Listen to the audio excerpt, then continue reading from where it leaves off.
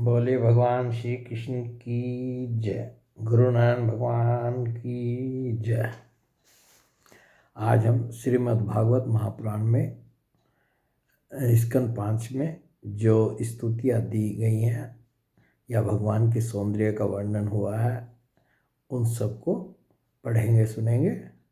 तो सबसे पहले जो है हम स्कंद 5 के तीसरे अध्याय में राजा नाभि के कोई संतान नहीं थी, तो उसके लिए उन्होंने जो है एक यज्ञ किया था और उसमें जो है जो भगवान की स्तुति आई है इस अध्याय में, उस स्तुति को थोड़ा सा प्रस्तावना सहित पढ़ेंगे। श्री सुखदेव जी कहते हैं, राजन आग्नेन्द्र के पुत्र नाभि के कोई संतान न थी, इसलिए उन्होंने अपनी भार्या मेरु देवी के सहित पुत्र की कामना से एकाग्रता पूर्वक भगवान यज्ञ पुरुष का यजन किया। यद्यपि सुंदर अंगों वाले श्री भगवान द्रव्य, देश, काल, मंत्र, ऋतु, दक्षिणा और विधि इन यज्ञ के साधनों से सहज में नहीं मिलते, तथापि वे भक्तों पर तो कृपा करते ही हैं। इसलिए जब महाराज नाभि ने श्रद्धापूर्वक विशुद्ध भाव से उनकी आराधना की, तब उनका चित्त अपने भक्त का अभिष्ट कार्य करने के लिए उत्सुक हो गया। यद्यपि उनका स्वरूप सर्वथा स्वतंत्र है, तथापि उन्होंने पर्वग्रह कर्म का अनुष्ठान होते समय उसे मन और नैनों को आनंद देने वाले अवयवों से युक्त अति सुंदर हृदयाकर्षक मूर्ति में प्रकट किया। अब ये भगवान के सौंदर्य का वर्णन यहाँ पर है। उनके श्रीअंग में रेशमी पीताम्बर था, वक्ष स्थल पर सुमनोहर श्रीवत्सेन सुशोभित था, भुजाओं में शंख, चक्र, गदा, पद्म तथा गले में वनमाला और कौस्तुभ मणि की शोभा थी। संपूर्ण शरीर अंग प्रत्यंग की कांति को बढ़ाने वाले किरण जाल मंडित मणिमय मुकुट, कुंडल, कंकन, करधनी, हार, बाजूबंद और नूपुर आदि आभूषणों से विभूषित था। ऐसे परम तेजस्वी चतुर्भुज मूर्ति पुरुष विशेष को प्रकट हुआ देख ऋतु सदस्य और यजमान आदि सभी लोग ऐसे आह्लादित हुए जैसे निर्धन पुरुष अपार धनराशि पाकर फूला नहीं समाता। फिर सभी ने सिर झुकाकर अत्यंत आदर पूर्वक प्रभु की अर्घ्य द्वारा पूजा की और ऋतुजों ने उनकी स्तुति की। तो ये स्तुति यहाँ से शुरू होती है।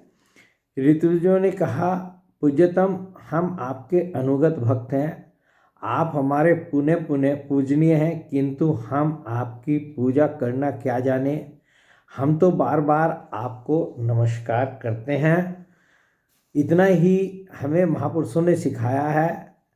आप प्रकृति और पुरुष से भी परे हैं, फिर प्राकृत गुणों के कार्यभूत इस प्रपंच में बुद्धि फंस जाने से आपके गुणगान में सर्वथा असमर्थ ऐसा कौन पुरुष है जो प्राकृत नाम, रूप एवं आकृति के द्वारा आपके स्वरूप का निरूपण कर सके। आप साक्षात परमेश्वर हैं। आपके परम मंगल में गुण संपूर्ण जनता के दुखों का दमन करने वाले हैं। यदि कोई उन्हें वर्णन करने का साहस भी करेगा तो केवल उनके एक देश का ही वर्णन कर सकेगा। किंतु प्रभो, यदि आपके भक्त प्रेम गदगद वाणी से स्तुति करते हुए सामान्य जल, विशुद्ध पल्लव, तुलसी और दूब के अंकुर आदि सामग्री से ही आपकी पूजा करते हैं, तो भी आप सब प्रकार संतुष्ट हो जाते हैं।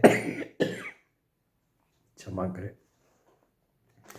हमें तो अनुराग के सिवा इस द्रव्य, काल आदि अनेकों अंगों वाले यज्ञ से भी आपका कोई प्रयोजन नहीं दिखलाई देता, क्योंकि आपसे स्वतः ही क्षण क्षण में जो संपूर्ण पुरुषार्थों का फलस्वरूप परमानंद स्वभावतः ही निरंतर प्रादुर्भूत होता रहता है। आप साक्षात उसके स्वरूप ही है। इस प्रकार यद्यपि आपको इन यज्ञ आदि से कोई प्रयोजन नहीं है, तथापि अनेक प्रकार की कामनाओं की सिद्धि चाहने वाले हम लोगों के लिए तो मनोरथ सिद्धि का पर्याप्त साधन यही होना चाहिए।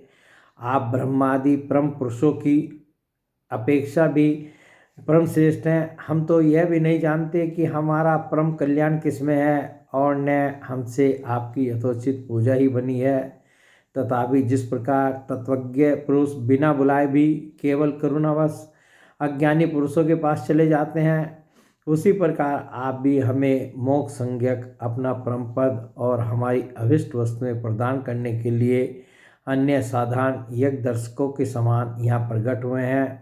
पूज्यतम, हमें सबसे बड़ा वर तो आपने यही दे दिया कि ब्रह्मादि समस्त वरदायकों में श्रेष्ठ होकर भी आप राज ऋषि नाभि की इस यज्ञशाला में साक्षात हमारे नेत्रों के सामने प्रकट हो गए। अब हम और वर क्या मांगे। प्रभो, आपके गुणगणों का गान परम मंगल में है। जिन्होंने वैराग्य से प्रज्वलित हुई ज्ञानाग्नि के द्वारा अपने अंतःकरण के राग द्वेष आदि संपूर्ण मलों को जला डाला है, हे देव, जिनका स्वभाव आपके ही समान शांत है, वे आत्माराम मुनिगण भी निरंतर आपके गुणों का ही गान किया करते हैं। अतः हम आपसे यही वर मांगते हैं कि गिरने, ठोकर खाने, छींकने अथवा जम्हाई लेने और संकट आदि के समय एवं जवर और मरण आदि की अवस्थाओं में आपका स्मरण न हो सकने पर भी किसी प्रकार आपके सकल कलिमल विनाशक भक्तवत्सल दीनबंधु आदि गुण द्योतक नामों का हम उच्चारण कर सके। इस वाक्य को हम दोबारा, इस जो श्लोक है 12वां श्लोक है ये, इसको हम दोबारा पढ़ रहे हैं। अतः हम आपसे यही वर मांगते हैं कि गिरने, ठोकर खाने, छींकने अथवा जम्हाई लेने और संकट आदि के समय एवं जवर और मरण आदि की अवस्थाओं में आपका स्मरण न हो सकने पर भी किसी प्रकार आपके सकल कलिमल विनाशक भक्तवत्सल दीनबंधु आदि गुण द्योतक नामों का हम उच्चारण कर सकें। इसके सिवा कहने योग्य न होने पर भी एक प्रार्थना और है। एक प्रार्थना तो भगवान हमने आपसे ये कर ली, और दूसरी प्रार्थना और है। आप साक्षात परमेश्वर है। स्वर्ग अपवर्ग आदि ऐसी कोई वस्तु नहीं है जिसे आप न दे सकें। तथापि जैसे कोई कंगाल किसी धन लुटाने वाले परम उदार पुरुष के पास पहुंचकर भी उससे भूसा ही मांगे, उसी प्रकार हमारे यजमान ये राज ऋषि नाभि संतान को ही परम पुरुषार्थ मानकर आपके ही समान पुत्र पाने के लिए आपकी आराधना कर रहे हैं। कह रहे हैं ऋतुज जो है कि ये हमारे यजमान जो नाभि जी हैं, ये संतान प्राप्ति के लिए ही आपकी आराधना कर रहे हैं। यह कोई आश्चर्य की बात नहीं है। आपकी माया का पार कोई नहीं पा सकता और न वह किसी के वश में ही आ सकती है। जिन लोगों ने महापुरुषों के चरणों का आश्रय नहीं लिया, उनमें ऐसा कौन है जो उसके वश में नहीं होता। उसकी बुद्धि पर उसका पर्दा नहीं पड़ जाता और विषय रूप विष का वेग उसके स्वभाव को दूषित नहीं कर देता। देव, आप भक्तों के बड़े बड़े काम कर देते हैं। हम मंदमतियों ने कामनावश इस तुच्छ कार्य के लिए आपका आह्वान किया, यह आपका अनादर ही है, किंतु आप समदर्शी हैं। अतः हम अज्ञानियों की इस धृष्टता को आप क्षमा करें। तो इसके बाद जो है ये जब स्तुति की ऋतुजों ने, तो भगवान जो हैं क्या कहते हैं। श्री भगवान ने कहा, ऋषियों, बड़े असमंजस की बात है। आप सब सत्यवादी महात्मा हैं। आपने मुझसे यह बड़ा दुर्लभ वर मांगा है कि राज ऋषि नाभि के मेरे समान पुत्र हो। आप सिर्फ पुत्र मांग लेते तब भी ठीक था, परंतु आपने कहा कि आपके समान पुत्र हो, मेरे समान पुत्र हो। मुनियों, मेरे समान तो मैं ही हूँ, क्योंकि मैं अद्वितीय हूँ, मेरे जैसा कोई दूसरा है नहीं। तो भी ब्राह्मणों का वचन मिथ्या नहीं होना चाहिए। द्विज कुल मेरा ही मुख है, इसलिए मैं स्वयं ही अपनी अंश कला से आग्नेन्द्र नंदन नाभि के यहाँ अवतार लूँगा। तो भगवान ने जो है ऋतुजों को उनकी स्तुति करने पर आश्वासन दे दिया कि आग्नेन्द्र के जो पुत्र नाभि जी हैं, उनके यहाँ मैं स्वयं जो है अवतार लूँगा, क्योंकि अपने समान मुझे कोई और दिखाई नहीं देता। तो इसमें जो है भगवान ने जो है अपने अवतार का आश्वासन दे दिया।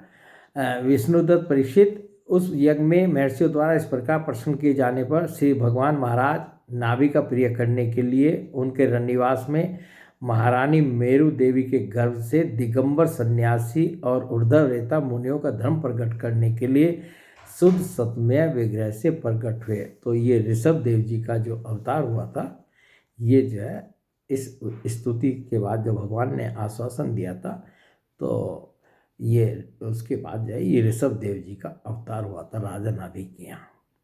तो एक अध्याय तो हमने ये पढ़ा है। अब जो है हम इसमें 17, 18, 19 3 अध्याय जो हैं ये एक साथ पढ़ेंगे, और इन अध्यायों को इनमें से 2 अध्याय ऐसे हैं जिनको कि हमने अभी तक पढ़ाई नहीं है। जितने भी वीडियो बनाए हैं उसमें इनका कहीं हो नहीं आया, तो और स्तुतियों में ही जो है इन अध्यायों का पाठ होगा। तो इसमें एक 17वां अध्याय है 5वें स्कंद में। तो ये इसमें इसका शीर्षक है गंगा जी का विवरण और भगवान शंकर कृत संकर्षण देव की स्तुति। तो ये गंगा जी का विवरण ये तो हम जो है पढ़ चुके हैं उसमें इस पहले वीडियोज में, और अब जो है ये भगवान शंकर कृत संकर्षण देव की स्तुति, इससे संबंधित जो है हम अध्याय जो है ये पढ़ रहे हैं। तो ये जो है 9 वर्ष जो हैं इस भूभाग में बताए गए हैं। इन सब वर्षों में भारतवर्ष ही क्रम भूमि है। शेष 8 वर्ष तो स्वर्गवासी पुरुषों के स्वर्ग भोग से बचे हुए पुण्यों को भोगने के स्थान है, इसलिए इन्हें भूलोक के स्वर्ग भी कहते हैं। इन 9 वर्ष में परम पुरुष भगवान नारायण वहाँ के पुरुषों पर अनुग्रह करने के लिए इस समय भी अपनी विभिन्न मूर्तियों से विराजमान रहते हैं। इलावर्त वर्ष में एकमात्र भगवान शंकर ही पुरुष हैं। श्री पार्वती जी के शाप को जानने वाला कोई दूसरा पुरुष वहाँ प्रवेश नहीं करता, क्योंकि वहाँ जो जाता है वही स्त्री रूप हो जाता है।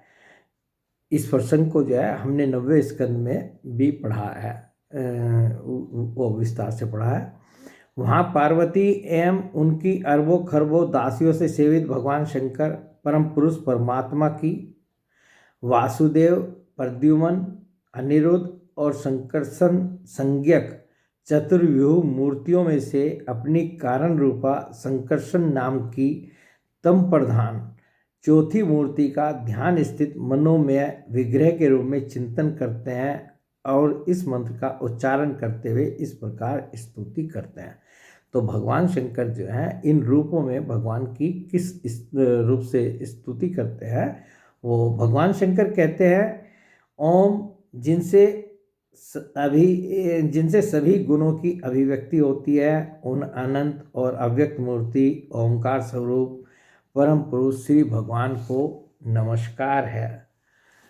भजनीय प्रभु, आपके चरण कमल भक्तों को आश्रय देने वाले हैं तथा आप स्वयं संपूर्ण ऐश्वर्यों के परम आश्रय हैं।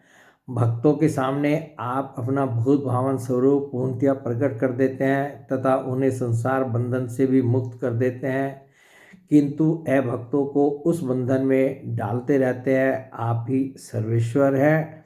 मैं आपका भजन करता हूँ। प्रभो, हम लोग क्रोध के आवेग को नहीं जीत सके हैं तथा हमारी दृष्टि तत्काल पाप से लिप्त हो जाती है, परंतु आप तो संसार का नियमन करने के लिए निरंतर साक्षी रूप से उसके सारे व्यापारों को देखते रहते हैं, तथापि हमारी तरफ आपकी दृष्टि पर उन मायिक विषयों तथा चित्त की वृत्तियों का नाम मात्र को भी प्रभाव नहीं पड़ता। ऐसी स्थिति में अपने मन को वश में करने की इच्छा वाला कौन पुरुष आपका आदर न करेगा। आप जिन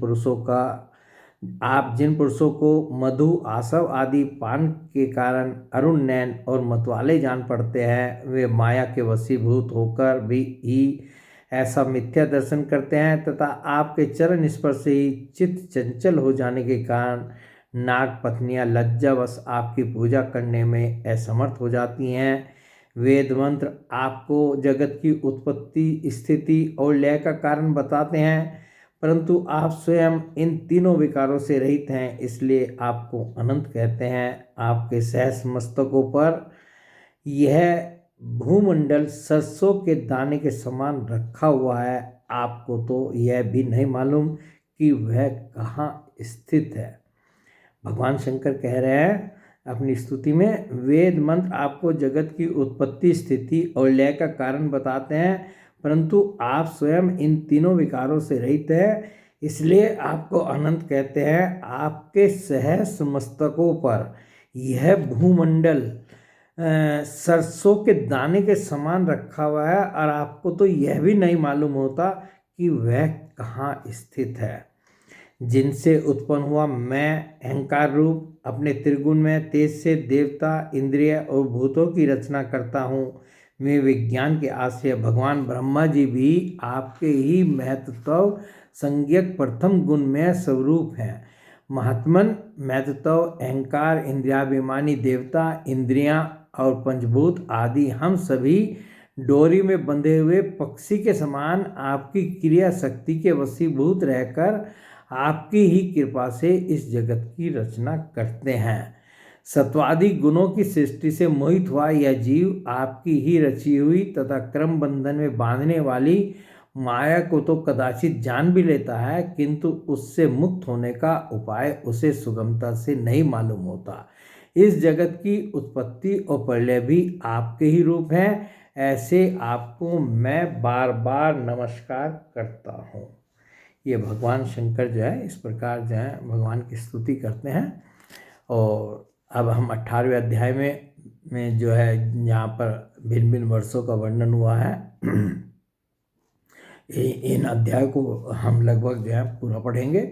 श्री सुखदेव जी कहते हैं, राजन, भद्रासव वर्ष में धर्मपुत्र भद्रसर्वा और उनके मुख्य मुख्य सेवक भगवान वासुदेव की हैग्रीव संज्ञक धर्ममयी प्रिय मूर्ति को अत्यंत समाधि निष्ठा के द्वारा हृदय में स्थापित कर इस मंत्र का जप करते हुए इस प्रकार स्तुति करते हैं।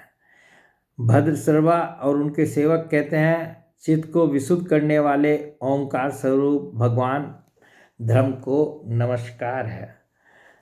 अहो, भगवान की लीला बड़ी विचित्र है, जिसके कारण यह जीव संपूर्ण लोकों का संहार करने वाले काल को देखकर भी नहीं देखता और तुच्छ विषयों का सेवन करने के लिए पापमय विचारों की उधेड़-बुन में लगा हुआ अपने ही हाथों अपने पुत्र और पिता आदि की लाश को जलाकर भी स्वयं जीते रहने की इच्छा करता है। विद्वान लोग जगत को नश्वर बताते हैं और सूक्ष्मदर्शी आत्मज्ञानी ऐसा ही देखते भी हैं, तो भी जन्म रहित प्रभु आपकी माया से लोग मोहित हो जाते हैं। आप अनादि हैं तथा आपके कृत्य बड़े विस्मयजनक हैं। मैं आपको नमस्कार करता हूँ। परमात्मन, आप अकर्ता और माया के आवरण से रहित हैं, तो भी जगत की उत्पत्ति, स्थिति और प्रलय ये आपके ही क्रम माने गए हैं। सो ठीक ही है, इसमें कोई आश्चर्य की बात नहीं है, क्योंकि सर्वात्म रूप से आप ही संपूर्ण कार्यों के कारण हैं और अपने शुद्ध स्वरूप में इस कार्य कारण भाव से सर्वथा अतीत हैं। आपका विग्रह मनुष्य और घोड़े का संयुक्त रूप है। प्रलय काल में जब तम प्रधान दैत्यगण वेदों को चुरा ले गए थे, तब ब्रह्मा जी के प्रार्थना करने पर आपने उन्हें रसातल से लाकर दिया। ऐसे अमोघ लीला करने वाले सत्य संकल्प आपको मैं नमस्कार करता हूँ। हरिवर्ष खंड में भगवान नरसिंह रूप से रहते हैं। उन्होंने यह रूप जिस कारण से धारण किया था उसका वर्णन हम जो है प्रहलाद जी के चरित्र के प्रसंग में पढ़ ही चुके हैं। भगवान के उस प्रिय रूप की महाभागवत प्रहलाद जी उस वर्ष के अन्य पुरुषों के सहित निष्काम एवं अनन्य भक्ति भाव से उपासना करते हैं। ये प्रहलाद जी महापुरुषोचित गुणों से संपन्न हैं तथा इन्होंने अपने शील और आचरण से दैत्य और दानवों के कुल को पवित्र कर दिया है। वे इस मंत्र और इस स्तोत्र का जप पाठ करते हैं। ये जो मंत्र इसमें दिए हुए हैं वो इनके पार्श्व भाग में दिए हैं श्रीमद् भागवत के।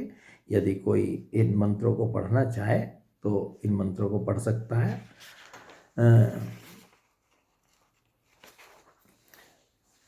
इस प्रकार स्तुति कर तथा स्तोत्र का जब पाठ करते हैं। ओमकार स्वरूप भगवान श्री नरसिंह देव को नमस्कार है। प्रहलाद जी जो इस प्रकार स्तुति करते हैं, ओमकार स्वरूप भगवान श्री नरसिंह देव को नमस्कार है। आप अग्नि आदि तेजों के भी तेज है, आपको नमस्कार है। हे वज्रनख, हे वज्रदंष्ट, आप हमारे समीप प्रकट होइए, हमारी क्रम वासनाओं को जला डालिए, हमारे अज्ञान रूप अंधकार को नष्ट कीजिए।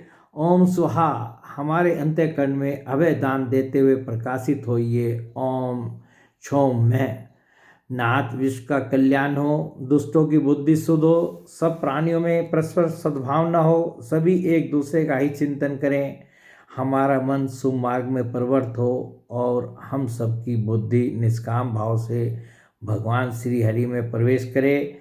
प्रभु, घर, स्त्री, पुत्र, धन और भाई बंधुओं में हमारी आसक्ति न हो, यदि हो तो केवल भगवान के प्रेमी भक्तों में ही। जो संयमी पुरुष केवल शरीर निर्वाह के योग्य अन्न आदि से संतुष्ट रहता है, उसे जितना शीघ्र सिद्धि प्राप्त होती है, वैसी इंद्रिय लोलुप पुरुष को नहीं होती।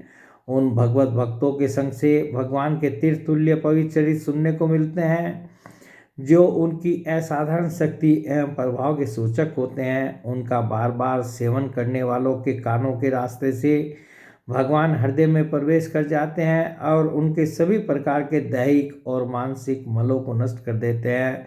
फिर भला उन भगवत भक्तों का संग कौन न करना चाहेगा। जिस पुरुष की भगवान में निष्काम भक्ति है, उसके हृदय में समस्त देवता, धर्म, ज्ञान आदि संपूर्ण सद्गुणों के सहित सदा निवास करते हैं। किंतु जो भगवान का भक्त नहीं है, उसमें महापुरुषों के में गुण आ ही कहाँ से सकते हैं। वह तो तरह तरह के संकल्प करके निरंतर तुच्छ बाहरी विषयों की ओर ही दौड़ता रहता है। जैसे मछलियों को जल अत्यंत प्रिय उनके जीवन का आधार होता है, उसी प्रकार साक्षात श्री हरि ही समस्त देहधारियों के प्रियतम आत्मा है। उन्हें त्याग कर यदि कोई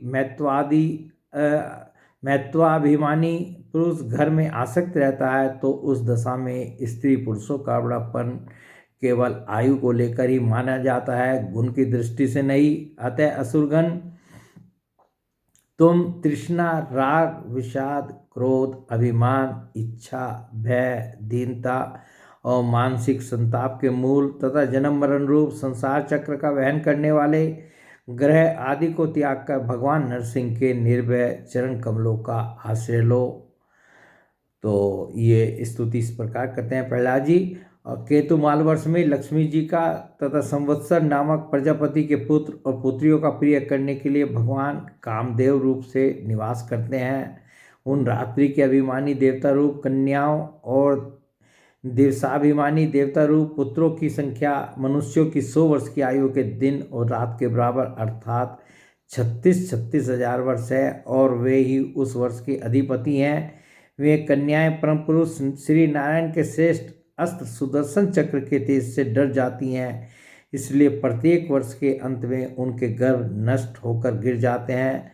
भगवान अपने सुललित गति विलास से सुशोभित मधुर मधुर मंद मुस्कान से मनोहर लीलापूर्ण चारु चितवन से कुछ उजके हुए सुंदर भ्रूमंडल की छबीली छटा के द्वारा वदनार विंद का राशि राशि सौंदर्य उड़ेलकर सौंदर्य देवी श्री लक्ष्मी को अत्यंत आनंदित करते और स्वयं भी आनंदित होते रहते हैं। श्री लक्ष्मी जी परम समाधि योग के द्वारा भगवान के उस मायामय स्वरूप की रात्रि के समय प्रजापति संवत्सर की कन्याओं सहित तथा दिन में उनके पतियों के सहित आराधना और वे इस मंत्र का जप करती हुई भगवान की स्तुति करती हैं। तो ये जो मंत्र है ये नीचे दिए हुए हैं श्रीमद् भागवत में, यदि कोई पढ़ना चाहे। जो इंद्रियों के नियंता और संपूर्ण श्रेष्ठ वस्तुओं के आकर हैं, क्रिया शक्ति, ज्ञान शक्ति और संकल्प, अध्यवसाय आदि चित्त के धर्मों तथा उनके विषयों के अधीश्वर हैं। 11 इंद्रिया और 5 विषय इन 16 कलाओं से युक्त हैं। वेदोक्त कर्मों से प्राप्त होते हैं तथा अन्नमय, अमृतमय और सर्वमय हैं। उन मानसिक ऐन्द्रिक एवं शारीरिक बल स्वरूप परम सुंदर भगवान कामदेव को ओम ह्रा हे हूँ इन बीज मंत्रों के सहित सब ओर से नमस्कार है। भगवान आप इंद्रियों के अधीश्वर हैं। स्त्रियां तरह तरह के कठोर व्रतों से आपकी ही आराधना करके अन्य लौकिक पतियों की इच्छा किया करती हैं, किंतु वे उनके प्रिय पुत्र, धन और आयु की रक्षा नहीं कर सकते, क्योंकि वे स्वयं ही परतंत्र हैं। सच्चा पति अर्थात रक्षा करने वाला ईश्वर वही है जो स्वयं सर्वथा निर्भय हो, दूसरे भयभीत लोगों की सब प्रकार से रक्षा कर सके। ऐसे पति एकमात्र आप ही हैं। यदि एक से अधिक ईश्वर माने जाएं तो उन्हें एक दूसरे से भय होने की संभावना है। अतएव आप अपनी प्राप्ति से बढ़कर और किसी लाभ को नहीं मानते।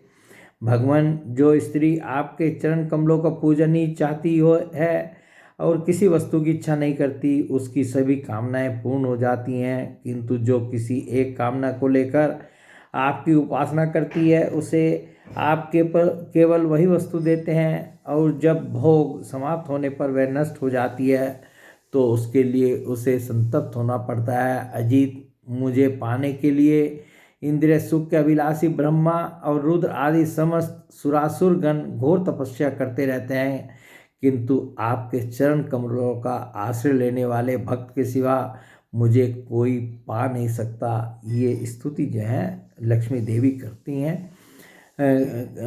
कर सकता, क्योंकि मेरा मन तो आप में ही लगा रहता है। अच्युत, आप अपने जिस वंदनीय कर कमल को भक्तों के मस्तक पर रखते हैं उसे मेरे सिर पर भी रखिए। वर्णीय, आप मुझे केवल श्री लांछन रूप से अपने वक्ष स्थल में ही धारण करते हैं, सो आप सर्वसमर्थ हैं। आप अपनी माया से जो लीलाएं करते हैं उनका रहस्य कौन जान सकता है। और रम्यक वर्ष में भगवान ने वहाँ के अधिपति मनु को पूर्व काल में अपना परम प्रिय मत्स्य रूप दिखाया था। मनु जी इस समय भी भगवान के उसी रूप की बड़े भक्ति भाव से उपासना करते हैं और इस मंत्र का जप करते हुए स्तुति करते हैं।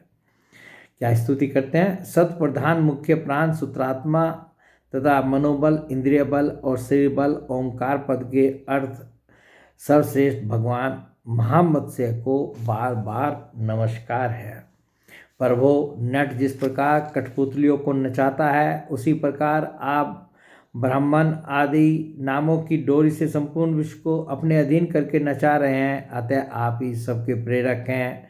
आपको ब्रह्मा आदि लोकपाल गण भी नहीं देख सकते, तथापि आप समस्त प्राणियों के भीतर प्राण रूप से और बाहर वायु रूप से निरंतर संचार करते रहते हैं। वेद ही आपका महान शब्द है। एक बार इंद्र आदि इंद्रियाभिमानी देवताओं को प्राण स्वरूप आपसे ढहा हुआ, तब आपके अलग हो जाने पर वे अलग अलग अथवा आपस में मिलकर भी मनुष्य, पशु, स्थावर, जंगम आदि जितने शरीर दिखाई देते हैं उनमें से किसी की बहुत यत्न करने पर भी रक्षा नहीं कर सके।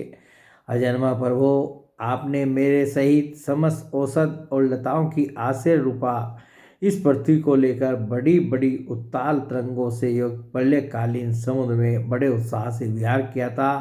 आप संसार के समस्त प्राण समुदाय के नियंता है। मेरा आपको नमस्कार है। और ये जो हमने कथा पढ़ी थी सत्यव्रत जी की, और जिसमें मत्स्य अवतार भगवान का हुआ था, वो सब उसके अंतर्गत आता है।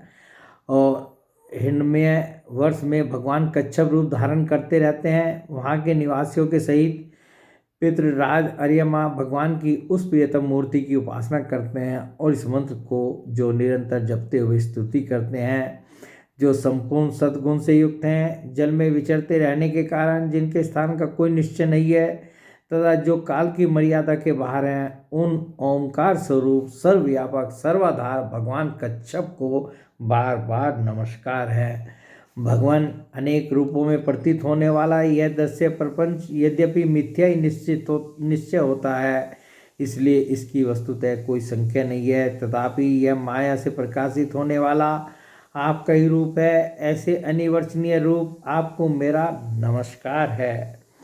एकमात्र आप ही जरायुज, स्वेदज, अंडज, उद्भिज, जंगम, स्थावर, देवता, ऋषि, पितृगण, भूत, इंद्रिय, स्वर्ग, आकाश, पृथ्वी, पर्वत, नदी, समुद्र, द्वीप, ग्रह और तारा आदि विभिन्न नामों से प्रसिद्ध हैं। आप असंख्य नाम, रूप और आकृतियों से युक्त हैं।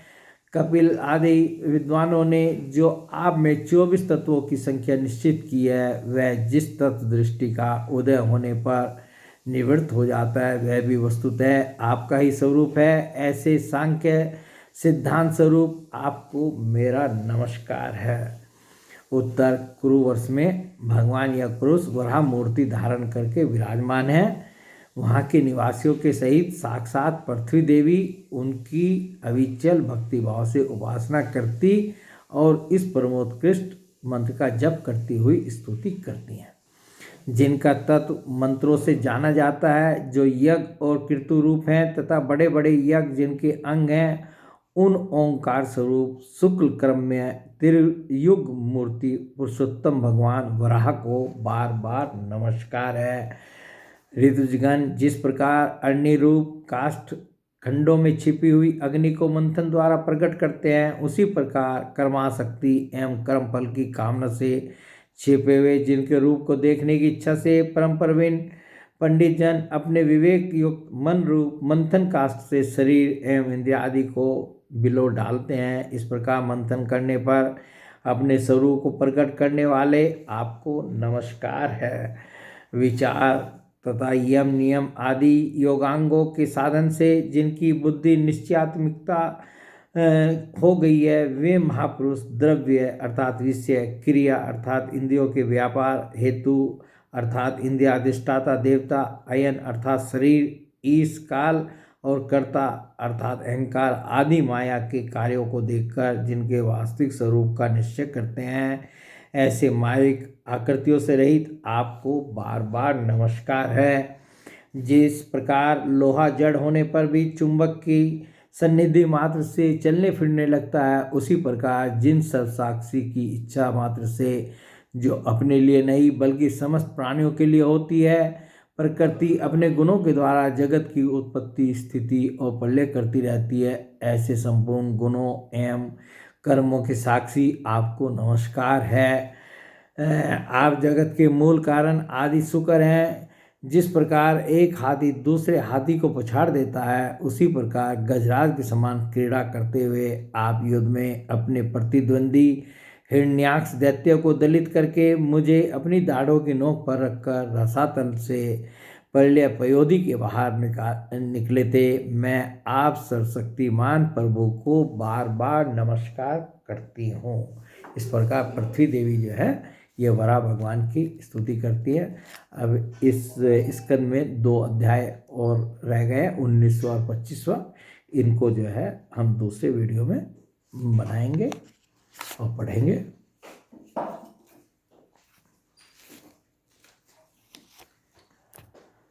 बोलिए भगवान श्री कृष्ण की जय, गुरु नानक भगवान की जय।